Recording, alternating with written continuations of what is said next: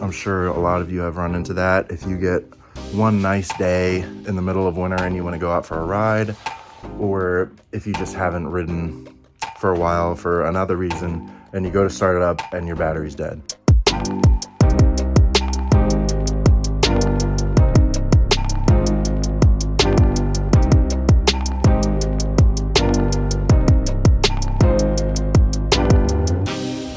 So today we're going to be talking about BatteryTender. Basically what this does is it has a couple leads that you hook up to the battery on your bike that will hang out by the seat somewhere.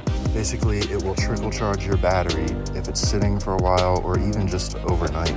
It'll keep it in peak operating condition. We're going to start by unboxing this here.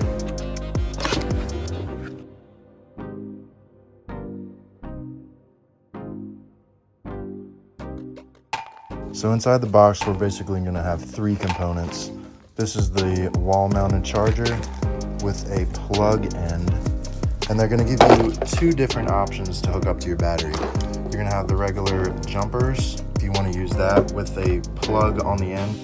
Then they also give you a more permanent option where you can have these mounted with a plug on the end again. You can have this hanging right underneath your seat, to where you pull up into your garage, you can just plug it right in and it'll get to charging. Now getting to the battery is pretty simple. I actually already had the screws out because my battery was dead, but there's one screw here and one screw on the other side. You just lift the seat up and there's a couple pins that slide in the front, and there's the battery right there. For this whole job, you're only going to need two tools. You're going to need an Allen wrench to get the seat off, but now that we already have that, all we're going to need is a Phillips head screwdriver for the two terminal screws on the battery. So when you look in the underseat compartment, you can see some daylight.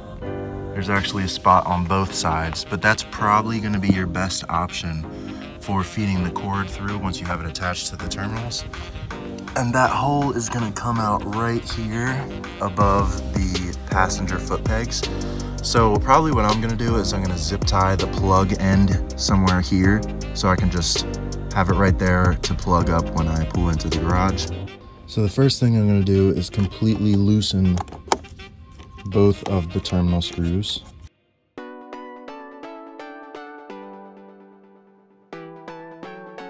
And pull both of those off.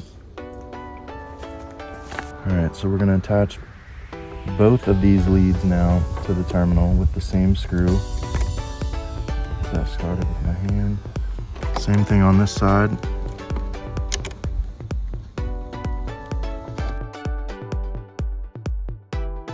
Get that one nice and tight.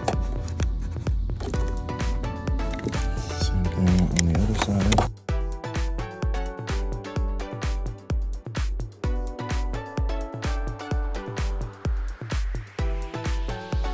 So we should now have both leads attached to the battery. I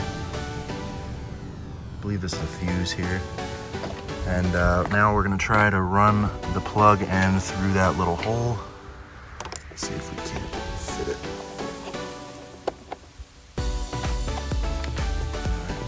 Right. We got the plug through. It was a bit more of a struggle than I expected. That hole was a little bit tighter than I thought, but it's possible to get it through there. So what I'm gonna do now is probably zip tie it something like this, and it kind of just disappears into the background. I'm just gonna zip tie this to the passenger footrest to keep it nice and secure.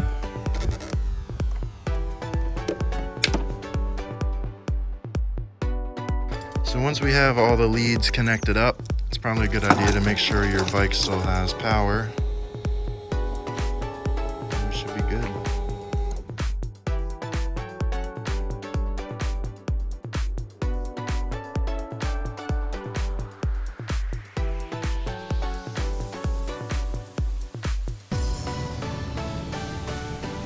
So I got the seat back on and all together, and you'd never know that anything happened except for this new plug that we have here. So once you have it mounted, all that's left to do is plug in your wall mounted charger, and every time you pull in your garage, just plug it up and you should have a working battery for years to come.